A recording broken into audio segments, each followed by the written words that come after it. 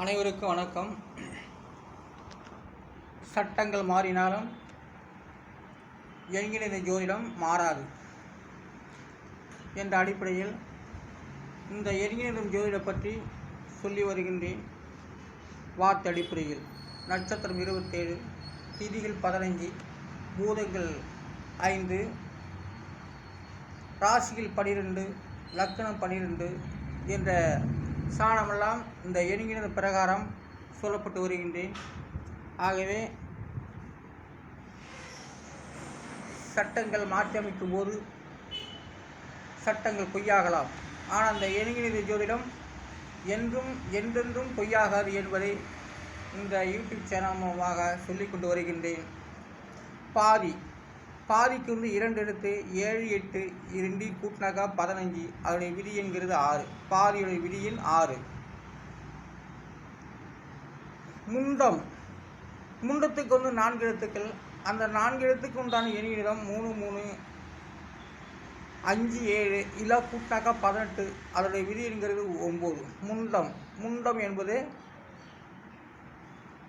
9ஆம் எண்ணியத்தை தீர்மானிக்கப்பட்டு வருகிறது. முண்டம் மனிதனுக்கு முண்டம்னு சொல்கிறாங்க. அந்த முண்டம்தான் முண்டகட்டை நினைக்கிறான். அதுக்கு பேர் முண்டம். முண்டத்தினுடைய விதி எண் 9. மூன்றாம் பிறைக்கு 6 எழுத்துக்கள். அந்த 6 எழுத்துக்கள் உண்டான எண்ணிடம் 1, 6, 6, 7, 1, 3 இதெல்லாம் கூட்டாக 24. அதனுடைய விதி என்கிறது 6. மூன்றாம் பிறையுடைய விதி எண் 6. ஐங்கணிக்கு 4 எழுத்துக்கள். அந்த 4 எழுத்துக்கு உண்டான எண்ணிடம் 5, 8, 1, 1 இதெல்லாம் கூட்டினாக்கா 15. அதனுடைய விதி என்கிறது 6.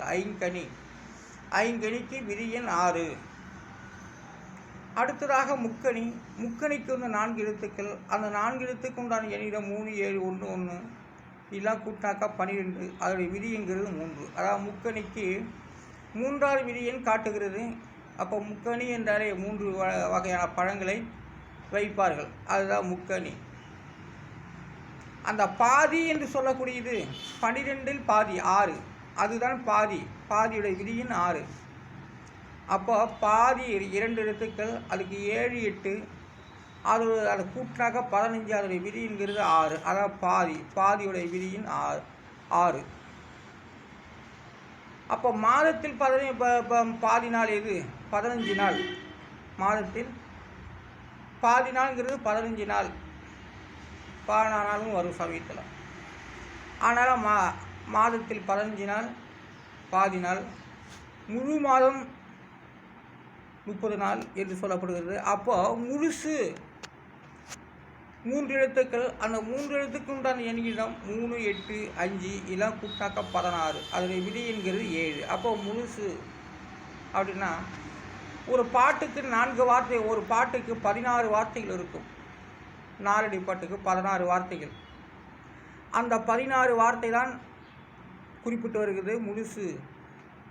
இதெல்லாம் கூட்டினாக்கா 16. அது விதி என்கிறது 7. ஆனால் முழுசு என்றால் 7ஆம் பார்வை. அதாவது சூரியனுக்கும் சந்திரனுக்கும் 7ஆம் பார்வை. சூரியனும் சந்திரனும் 7ஆம் பார்வையை பார்க்கும்போது தான் முழுசு. அப்போ முழுமையான நிலவடைது பௌர்ணமியில் தான். முழுமையான நிலவு கொடுப்பது பௌர்ணமி. அது சூரியனுக்கு 7ஆம் இடம் என்று சொல்லப்படுகிறது. அப்போது சூரியனுக்கு 7ஆம் இடத்தில் வரும்போது தான் பௌர்ணமி தோன்றுகிறது. அது முழுசு. திருக்குறளை பாருங்கள், 7 வார்த்தைகள் கொண்டது ஒரு குறள். அது 1.25 குறள் என்று சொல்லப்படுகிறது. ஒரு வார்த்தைங்கிறது வீசம். அப்போ அதில் 7 வார்த்தைகள் இருக்குது. அந்த 7 வார்த்தையும் என்கிற அந்த 7 வார்த்தையுடைய விதியின் 7 தான். 16 வார்த்தை கொண்டது ஒரு பாடல். 4 பாட்டுகள். அந்த 16 எப்படியும் வரணும்னு தான் திருவள்ளுவர் திருக்குறளை அந்த 7 வரும்படி 7 வார்த்தைகள் வைத்து ஒரு திருக்குறள் 1330 திருக்குறளையும் அமைத்திருக்கிறார். ஆனால் முழுசு என்பது 16. அதனுடைய விதி எண் 7. திருக்குறளும் 7. 1.25 அடியில் இருக்குது. அதோட வார்த்தைகள் 7. 4 பாட்டும் 16, அந்த 16 காட்டுது. அந்த 16 எண்ணிதமாக ஆக்கினாக்கா விதியின் 7. இதுதான் மாதம் 30 நாட்கள். அந்த 30 நாட்களுக்கு 7ஆம் பிறை சூரியனுக்கு 7ஆம் இடத்தில் பௌர்ணமி வரும்போது தான் பௌர்ணமி தோன்றும். அதுதான் 7ஆம் வரை. எதையுமே 7ஆம் இடத்தில் ஒரு கிரகங்கள் இருக்கும்போது அது முழுமையடைகிறதாக அர்த்தமாகிறது. எந்த கிரகமானாலும் சரி, சூரியனுக்கு 7ஆம் இடத்துலையோ, சந்திரனுக்கு 7ஆம் இடத்துலையோ, அல்லது லக்னத்துக்கு 7ஆம் இடத்துல எந்த கிரகம் வந்தாலும் சரி, ஒரு கிரகத்துக்கு ஒரு கிரகம் பார்க்கும்போது அந்த கிரகங்கள் முழுமையடையதாக அர்த்தமாகிறது. இதுதான் ஜோதிடத்தில் இல்லாத அளவுக்கெல்லாம் நான் இந்த யூடியூப் சேனல் மூலமாக நான் சொல்லிக்கொண்டு வருகின்றேன். ஆனால் இப்போது சுக்கிரனும் செவ்வாயும் 7ஆம் வரையாக பார்த்து கொள்கிறது. புதனும் செவ்வாய் 7ஆம் வரையாக பார்க்கின்றது. குருவும் புதனும் 7ஆம் வரையாக பார்க்கப்படுகிறது. சனியும் செவ்வாய் 7ஆம் வரையாக பார்க்கப்படுகிறது என்றால் அது ஒரு கிரகங்கள் லக்னத்தையோ சந்திரனையோ கிரகங்களை ஒவ்வொரு கிரகத்துக்கு கிரகம் 7ஆம் வரையாக பார்க்கப்படும் போது அந்த கிரகங்கள் முழுமையடைகிறதாக அர்த்தம். அப்போ முழுசு என்பது அதனுடைய விதி என்கிறது 7. முக்கால் பாருங்கள், முக்காலுக்கு 4 எழுத்துக்கள். அந்த 4 எழுத்துக்கும் உண்டான எண்ணிடம் 3, 7, 8, 1 இதெல்லாம் கூட்டாக்கா 19. அதனுடைய விதி என்கிறது 1. முழுசு அதாவது முக்காலுடைய விதியின் 1. முக்கால் விதியின் 1 19 வருகிறது. அதனுடைய விதி என்கிறது 1. வீசத்துக்கு 3 எழுத்துக்கள் 4, 3, 7 இதெல்லாம் கூட்டாக்கா 14. அதனுடைய விதிங்கிறது 5. வீசத்துக்கு விதியின் 5. அரைக்கால், அப்போ அரைக்காலுக்கு 5 எழுத்துக்கள். அந்த 5 எழுத்துக்கு உண்டான எண்ணிடம் 1, 7, 7, 8, 1 எல்லாம் கூட்டாக்கா 24. அதனுடைய விதிங்கிறது 6. அரைக்காலுடைய விதியின் 6. அரைக்காலுக்கு 6. பார்த்தபடிக்கு 1, 2, 3, 4, 5, 6 3, 3, 6. பார்த்தபடி என்பதற்கு அந்த வார்த்தைக்கு 6 எழுத்துக்கள். 1, 2, 3, 4, 5, 6 8 எழுத்துக்கள் வருகிறது. பார்த்தபடிக்கு 8 எழுத்துக்கள்.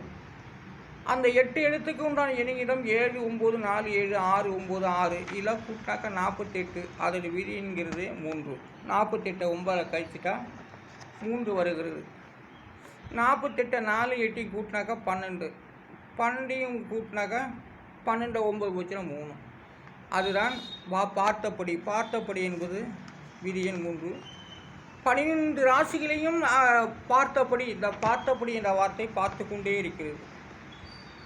அது ஷார்ட்டாக குறுக்கு வழியில் சொல்லுது 12 ராசிகளையும். அது 3ஆம் இடத்தில் பார்த்தபடி இருக்கின்றது. ஒரு மனிதன் செய்யக்கூடிய செயல்பாடுகள் எல்லாமே இந்த பார்த்தபடி இந்த வார்த்தைகள் பார்த்து கொண்டே இருக்கும்.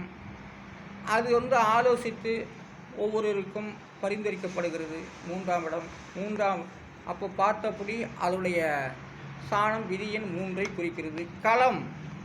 களத்துக்கு 3 எழுத்துக்கள் 1, 7, 7 இதெல்லாம் கூட்டினாக்கா 15. அதனுடைய விதிங்கிறது 6. களம் என்பது வரைய சாணம். 6ஆம் இடம் களம் என்றால் பிரபஞ்சம்தான். அவங்க ஊருக்குள்ளே ஆடினாலும் சரி, பெரிய மைதானத்தில் ஆடினாலும் சரி, தெருவில் ஒரு ஓட்டு கேட்டாலும் சரி, அதுக்கெல்லாம் பேர் களம். அதோடைய விதியின் 6. அப்போது களத்துடைய விதியின் 6. வீழ்ச்சிக்கு 4 எழுத்துக்கள் 4, 3, 9, 4 இதெல்லாம் கூட்டாக்கா 20. அதனுடைய விதி என்கிறது 2. வீழ்ச்சி என்றால் விளைவு அது சரிந்து விட்டது என்று சொல்லலாம், அது தோல்வியடைந்து விட்டது என்று சொல்லலாம். ஒவ்வொரு மார்க்கெட்டில் வீழ்ச்சி சரிந்து விட்டது, நஷ்டத்தில் இயங்குகிறது என்று சொல்லக்கூடிய வார்த்தைகள். தோல்வி, மானங்கட்டது என்று சொல்லக்கூடிய வார்த்தை. வீழ்ச்சி என்றால் சரிவு, தோல்விகளை குறிக்கிறது. அதனால் இந்த சட்டங்கள் ஒரு நேரம் மாற்றி அமைக்கும் போது, திருத்தி அமைக்கும் போது சட்டங்கள் பொய்யாகலாம். இந்த எண்ணினிலை ஜோதிடம் எப்போதுமே பொய்யாகாது என்பதை நான் தீர்மானிக்கப்பட்டு இந்த எண்ணினின் மூலமாக யூடியூப் சேனல் மூலமாகவும் நான் சொல்லிக் கொண்டு வருகின்றேன். வார்த்தை அடிப்படையில் தமிழ் எண்ணிக்கை ஜோதிடம் அமைந்துள்ளது. இதற்கு நவக்கிரக தமிழ் எண்ணிடம் ஜோதிடம் என்று பெயர். நான் அறியல மாட்டோம். திருஞான சம்பந்த ஜோதிடர். வாழ்த்துக்கள். நன்றி, வணக்கம்.